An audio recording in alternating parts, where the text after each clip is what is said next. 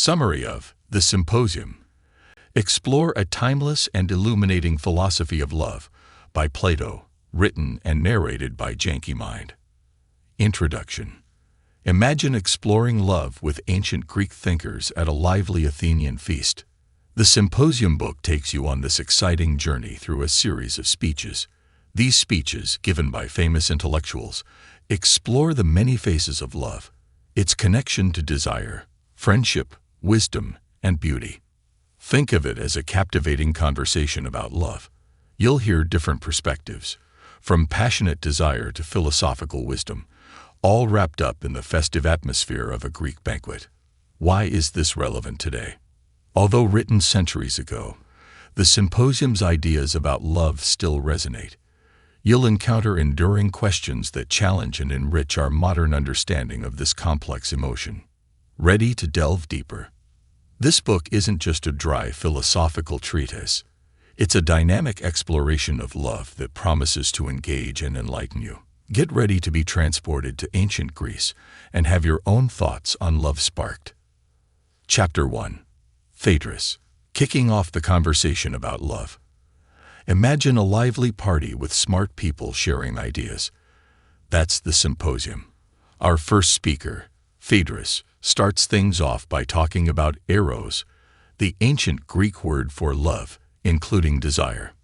Phaedrus is like a brainiac, well-educated, loves arguing, and digs both science and philosophy. He uses myths and poems to build his case, saying that love is super old and super powerful, affecting gods and humans alike. Think of heroic stories. Alcestis dying for her husband, Orpheus trying to bring his wife back from the dead, Achilles fighting for his best friend Patroclus. Phaedrus sees these as proof that love can make people do amazing, even crazy things. He even reinterprets myths, saying Achilles and Patroclus might have been more than just friends. This is to stir the pot and get people thinking in new ways. Love can be complicated. Phaedrus says it can make you feel ashamed of bad things and push you to do good things. This reflects how important honor and courage were in ancient Greece.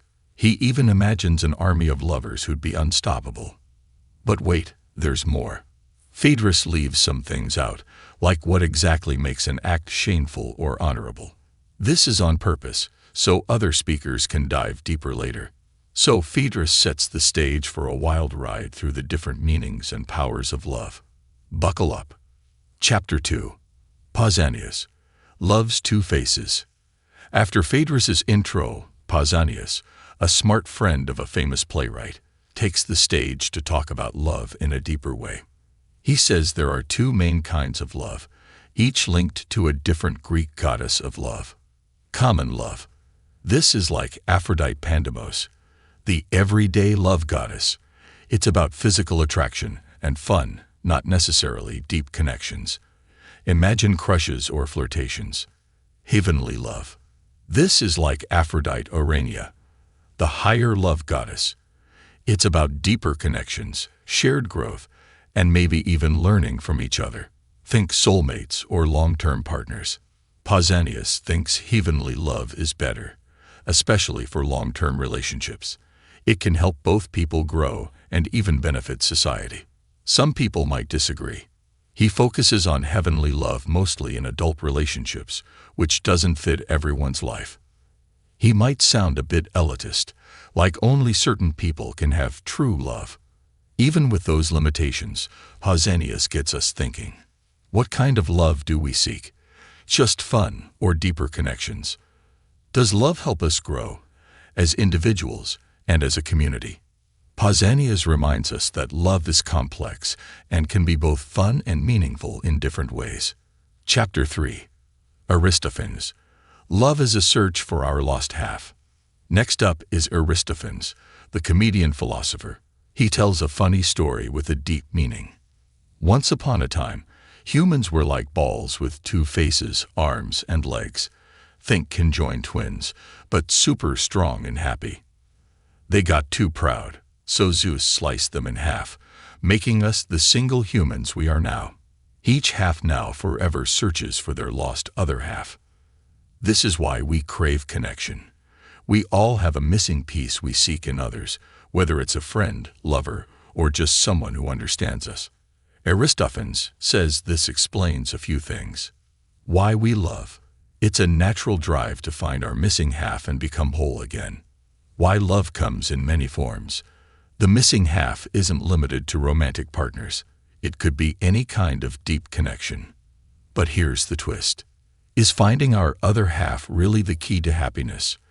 Maybe we need to be whole within ourselves too. Aristophanes' story makes us think.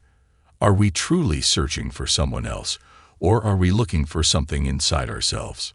So, Aristophanes makes us laugh and ponder the deep questions about love and who we are.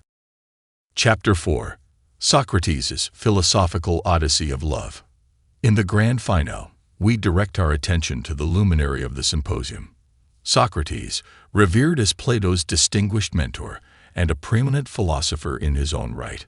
Socrates' discourse masterfully integrates the preceding ideas, yielding a profound vision of love that transcends the realms of the personal and physical to unveil a philosophical and eternal essence.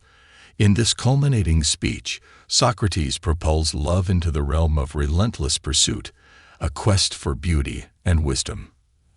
At the outset, Socrates posits that love, fundamentally, is a journey toward eternity, distinct from the transient, ephemeral beauty found in the physical expressions of love. He introduces the concept of an unchanging, timeless, and pure beauty, a beauty that serves as a transformative force, guiding lovers on a profound odyssey that elevates their souls to unprecedented heights. Within this pursuit, love becomes a metaphorical ladder, facilitating ascension from the love of an individual's physical beauty to an appreciation of beauty itself. But Socrates doesn't halt this ascent.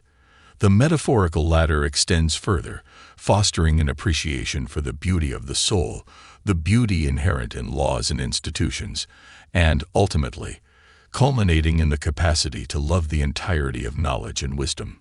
This, according to Socrates, represents the zenith of love. Socrates' perspective surpasses the earlier speeches. While Phaedrus spoke of love in terms of sacrifice and Pausanias distinguished between physical and spiritual love, Socrates introduces a holistic view.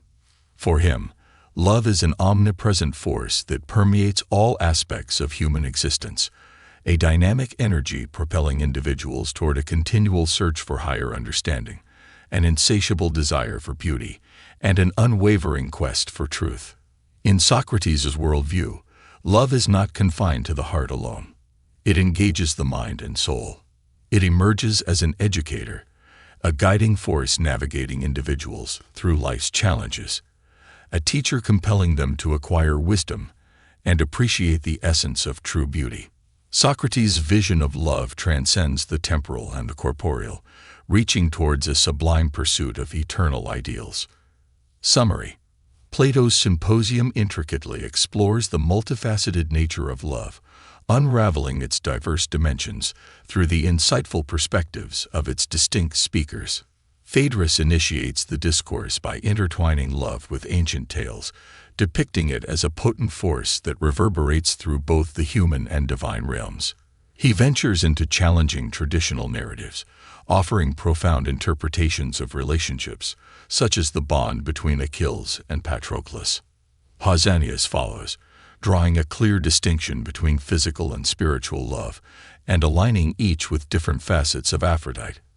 His contribution emphasizes the idea that authentic love contributes not only to personal, but also to societal advancement. Aristophanes injects humor into the Symposium with a witty myth, shedding light on the intrinsic human yearning for a soulmate. His narrative underscores our innate longing for completeness, adding a touch of levity to the profound exploration of love. Finally, Socrates elevates the conversation to a new echelon, portraying love as an odyssey toward eternal beauty and wisdom. He transcends the confines of physical forms, presenting love as a force that engages the soul in an unceasing pursuit of knowledge. Remarkably relevant to the contemporary world, these dialogues prompt introspection on the intricacies of love and our inherent desire for connection. The Symposium not only serves as a timeless exploration of human relationships, but also invites us to contemplate the enduring complexities of love in our own lives. This audiobook summary was brought to you by Janky Mind. We hope you enjoyed it.